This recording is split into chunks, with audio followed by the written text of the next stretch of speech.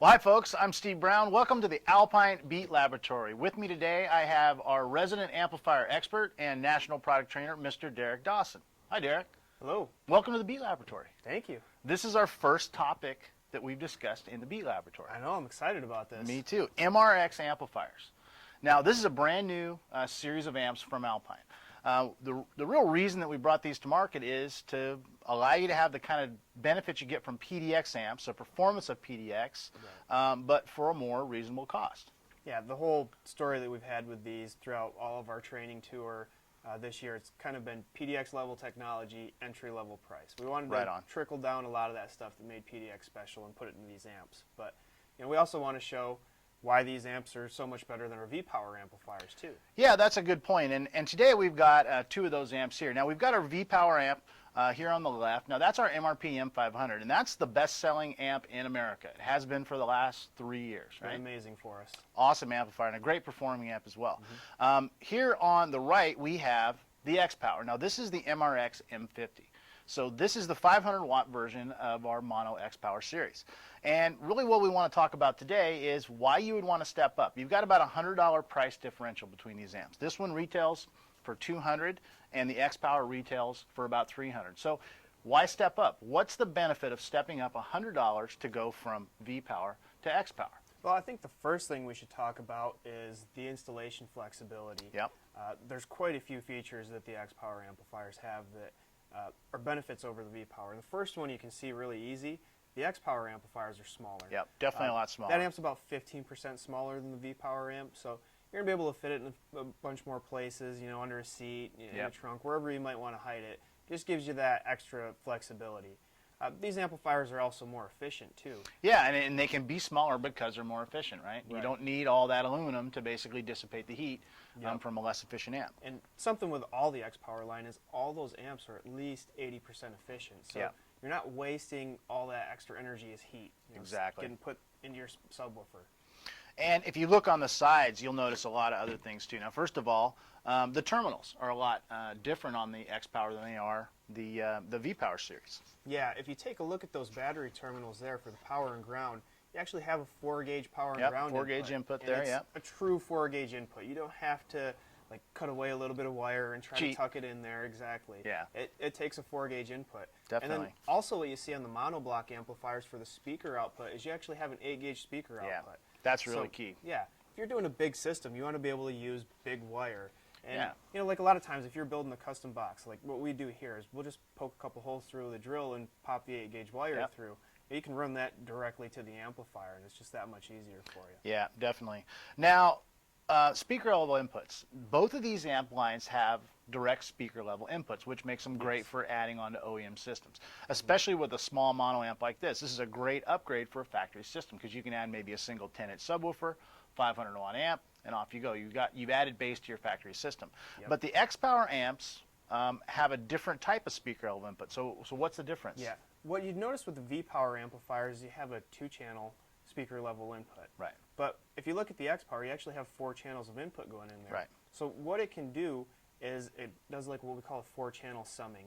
So it'll sum all 4 of those channels, and basically it's like having a non-fading subwoofer pre-out on your aftermarket head unit. So it doesn't matter if somebody fades their speakers all the way to the front with an OEM system, the bass isn't going to vary when they do that. You're going to have the same level of output no matter if you're faded all the way to the front or all the way to the back.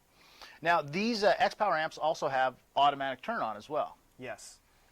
It sees voltage on those speaker level inputs. It's going to kick the amplifier on and off for you because, we're talking about OEM integration here. We realize that a lot of these factory head units don't have a traditional turn-on lead. It's done through data. That means the installer's got to go up under the dash or find use ignition wire. And that just makes the install that much more difficult. So everything that you need for OEM integration is on the front end of this amplifier for you. Yeah, that's really key. Now, if we look on the right-hand end of the amp, you'll see a couple other things. A lot of knobs and switches and buttons on the side of this thing is really a lot of adjustability. Right. So first thing you notice is the Subsonic Filter, something that we don't have on the V-Power series. Yeah, and that's really key when you're doing a system where you're using like a vented enclosure and you don't want those low frequencies going to the subwoofer to make it wig out. You want to keep those away from that sub. You have that subsonic filter there, so yep. you can and do fully adjustable as well. Right. So you can really set it up the way you want it. I also noticed that not only do I have a preamp input that would come from my aftermarket deck, but I've also got a preamp output. Now, why do you want that? Well, if you're going to do a really large system where you're using multiple amplifiers, you want to be able to have that output so you can go into those extra amplifiers. But the key with this output is it's a buffered pre-out. Right. So you're going to have the same clean signal going into amplifier 1 in the system than you would amplifier 5. Yep. So the same voltage output that you're inputting into the amp, you get out of the amp to the next amp in the chain. Yep. It's a nice clean signal there, so you can build a big system.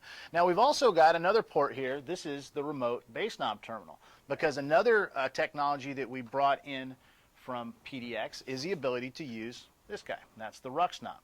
Right. So now I can basically plug this Mrx knob directly into the side of the amp and have full control over the level of my bass. Yeah, and what's nice with that too is if you're doing that large system like we were just talking about, that one knob can control up to 10 X power amplifiers. Yep. It just uses an RJ11 straight splitter, which is it's a phone cable, basically. Phone cable part that you can find at any electronics sort of store. That's great. And this thing gives you full attenuation. So really 20 dB of attenuation. So with this thing all the way down, your bass is essentially off, and with it all the way up, you're at full output. And that's great with an OEM system as well, because with an OEM system, you have no way to control your sub-level. So adding one of these gives you full control over your bass, so you can get it blended with the rest of the system. Yep. Yeah, very cool. Cool stuff. So that kind of covers the outside of the amp, you know, the stuff that you see on the outside. But as we know, with X-Power, we adopted a lot of the PDX level technologies into our X-Power series, and that really gives them great digital amplifier performance. I guess one of the ways you can tell right off the bat the performance is right here. This is something, again, that we do with PDX is our verification certificate. Right. And what you'll notice with these verification certificates is these amps are typically underrated about 10 to 20%. Like if we take a look at this particular this one here, 553 actual watts, and we're looking at an M50, which should be a 500 watt amplifier. So that's a significant increase of what you'd expect to be getting. Definitely. And you can see that this particular amp, it's got the serial number of the amp on it. So not only do you know that the amp's been tested off the line, but you see exactly what your amp is making power-wise. That's cool.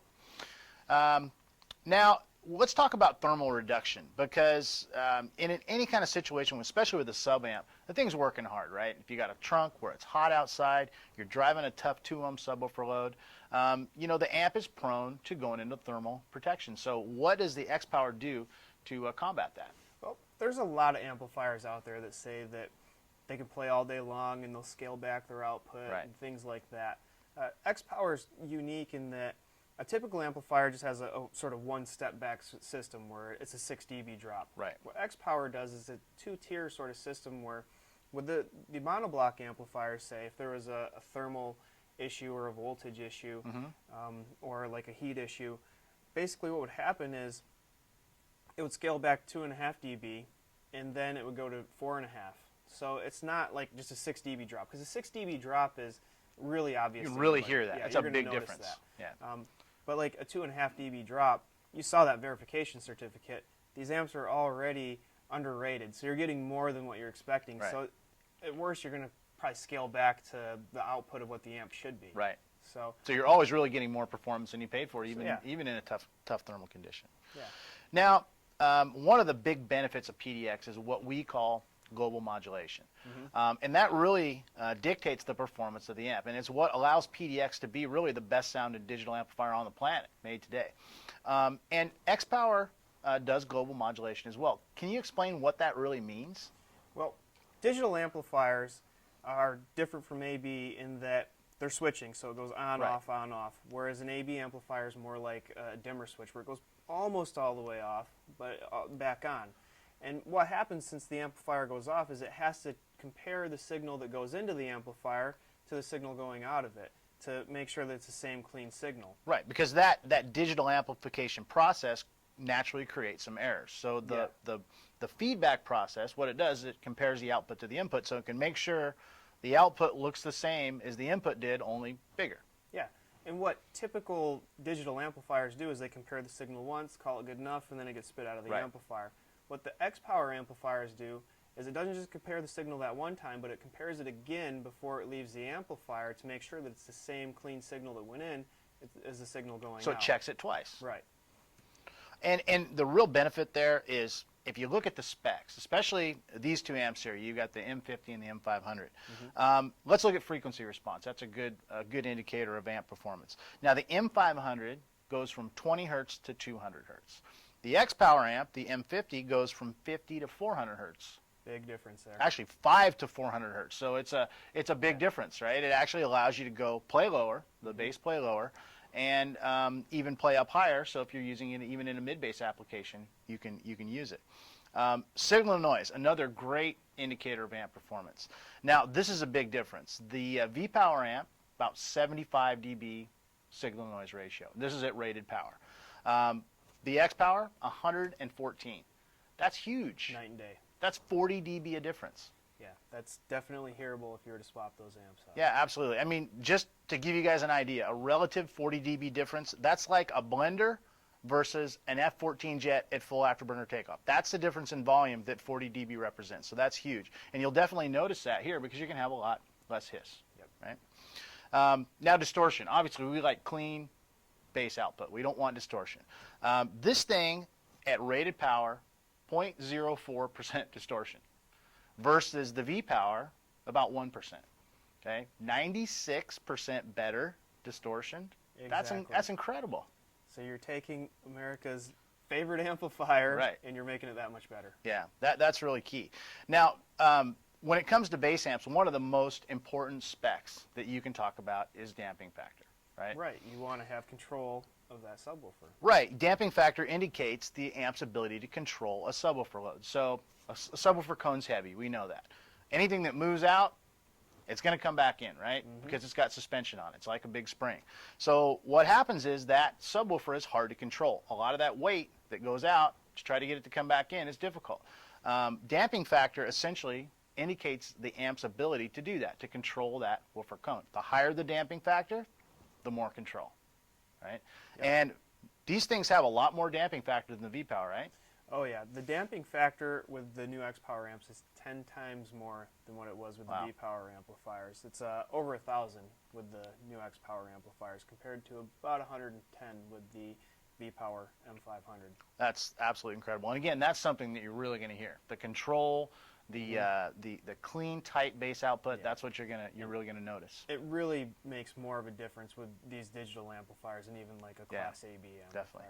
So really, I mean, it's pretty obvious. You can see a lot of reasons to step up that extra $100 to go from your V-Power to your X Power line. Now, of course, this is not the only amp in the X Power line. We've got 2 other models. Actually, one that's shipping now. That's the Mrx M100, which is rated at 1,000 watts.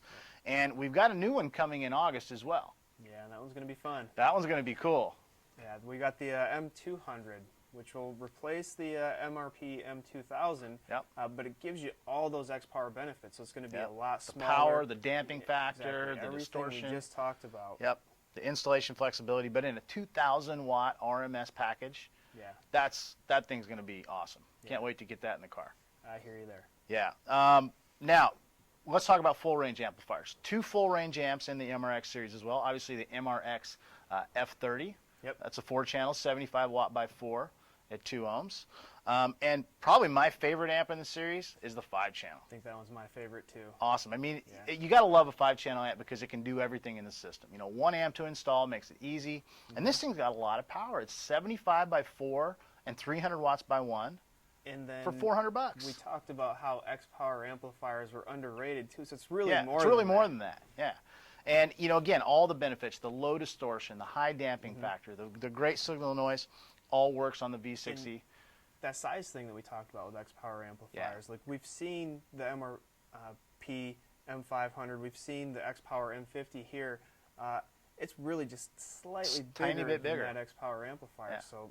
And you're easy getting a full to fit under system a amp. seat, and then obviously, like you want to do OEM integration with something like that. Slide it under a seat. You've got those speaker level inputs.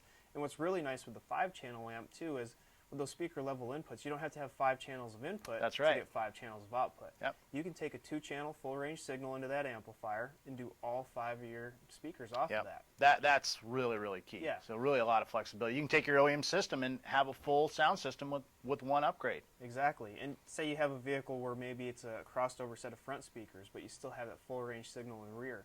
You don't have to do any sort of summing or anything weird. Like that. Yeah. You use that full range signal in the rear, do your entire system off of that. You're not going to have fader controls, but you're setting up the amplifier anyways. You're probably not going to use that anyhow. That's so right. You have full control over everything with that. Well, that's great, Derek. I really appreciate you coming talking about the MRX series, and thanks for joining us in the Alpine Beat Laboratory.